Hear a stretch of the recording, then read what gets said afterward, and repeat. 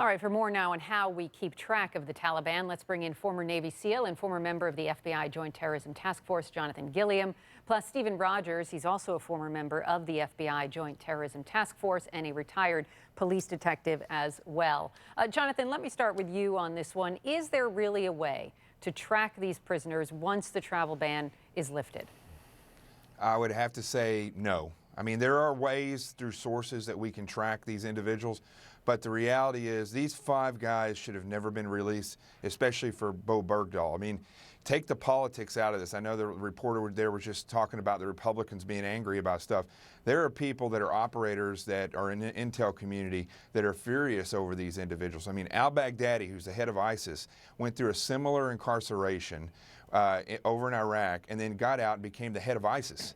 So that's just one individual, and look at what that's caused. So now we have 5 high-level guys who could have potentially stayed in jail for the rest of their lives because of the parts that they played in this war, and now they're going back over to the battlefield. And also, Stephen, very concerning, earlier this year, the Director of National Intelligence, James Clapper, released a report saying that one of the prisoners had actually contacted the Taliban since being released from Gitmo.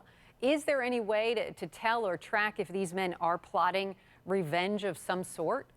Well, Jonathan's right. It's going to be near impossible. And let me add this, Randy, that in your report, you stated that, or the reporter stated that, there will be a danger to our troops in Afghanistan. But you want to know something? They're going to be a very, very clear and present danger to every citizen of this country. These are operational commanders, and in my estimation, they're going to want to get even with us, and they're going to plot to do something catastrophic here. What a national security blunder this was. And Jonathan, how concerned are you? I mean, with all this talk that they may go to Afghanistan, does it tell you that they have future plans? Well, you have to realize, Randy, these are individuals that are a part of an ideology. They're not just going to give up that ideology. They did time in a prison. They're out. They're going to go straight back in that fight. And let me just say this one thing. We watched Germans that were killed, were executed for doing less to Jewish detainees than these individuals have done to people over in Afghanistan and Iraq. I mean, these people are guilty of war crimes, not just leading the different groups. These are actually wartime criminals. Yeah, and as you said, taking the politics out of it's still a concern. Also, when it comes to tracking the terrorists here in America, the director of the FBI says that the agency is facing an extraordinarily difficult challenge keeping up with the growing number of potential terror suspects here in the United States. Listen. But I can't stand here with any high confidence when I confront a world that's increasingly dark to me and tell you that I've got it all covered. So the FBI is now asking for help from local police departments. In New York, the police department wants to add an additional 450 officers to its counterterrorism unit. The big question here is, of course, how safe is the U.S. from a terror attack? Stephen, I mean, what do you think? You touched on it there a moment ago that you think that they're going to be targeting us here in the U.S., but how nervous should we be, or do you think that maybe we have it under control? The FBI has done an extraordinary job so far, but I could tell you when I was on the National Joint Terrorism Task Force in 2002, there was a complete lack of intelligence sharing. There is some now, but let me add that local law enforcement officers have to be trained in the gathering and analysis of intelligence. There's where we're going to get the information, on the streets of this country. And until the Department of Homeland Security begins to start funding police departments for what is a war, not a criminal act, a war, we're going to find ourselves in serious trouble. And Jonathan, what do you think? I mean, what should we take from the fact that the FBI is overwhelmed, which certainly sounds concerning, and needs assistance from now local police departments? Well, I think the word overwhelmed, we need to just take that word out, because the reality is the FBI is not an entity that does policing on the ground. We don't have officers that go and patrol neighborhoods. I mean, that's what police do. I think what you're seeing is not an overwhelming of the FBI. You're seeing a lack of an overall strategic plan to fight this war completely. And now that incorporates domestic defense as well as offensive movements by local law enforcement and coordinated federal agencies, but also overseas. We don't see an overall strategic plan, and that is where things start to break down. We have a national academy that a lot of police officers come to in Quantico. They train side by side with us when we're in the FBI academy a lot of the times. That needs to be utilized further so guys can go back out, men and women that go to this can go back out and have a more standardized relationship with the Bureau.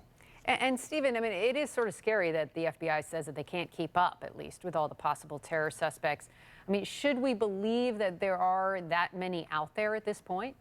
Oh, I've said all along they're here, and it's a matter of now setting up operations. I'm concerned about the Patriot Act, for example, being tinkered with.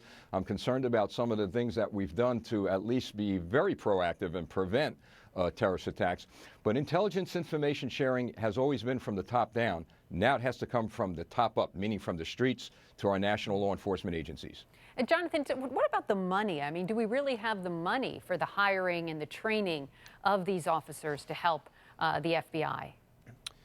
Well, I'll tell you, Randy, again, we need to have a shift in this country to stop thinking that we have to spend in order to stop terrorism or to stop these operatives inside the country. You know, look at a big retail store. They can put 100 cameras in there. They hire one guy that's not really that well trained. It's not going to do any good spending the money. You need to start taking these officers that are already on the ground and training them effectively, not just smoke and mirrors, but effectively how to look, where to look, when to look, and start thinking like somebody who might be doing an attack so they can look in that direction and then try to spot these people. Also, sources. The more sources we have on the ground here, the more relationships we have with mosques, which is not a part of this conversation and should be. The Muslim community themselves, they're going to do far more than the FBI and the local law enforcement if they get their act together and start working in conjunction with all these entities. Stephen, I mean, do you have any idea how many people, how many bodies it actually takes to watch a suspect 24/7? And do you think that we do have the money and the manpower to do that? Well, I have to agree with Jonathan on this. It isn't exactly money and manpower. It's training officers. Look, one motor vehicle stop can lead to the prevention of a terrorist attack. You let those officers out there on the street know what to look for, how to look for suspects, you know, what to do with that information is very important. You'll be able to stop a terrorist attack. So it isn't money, it's manpower and it's training. Jonathan Gilliam, Stephen Rogers, great discussion. Thank you both very much. Thank you. Thank you. Still ahead.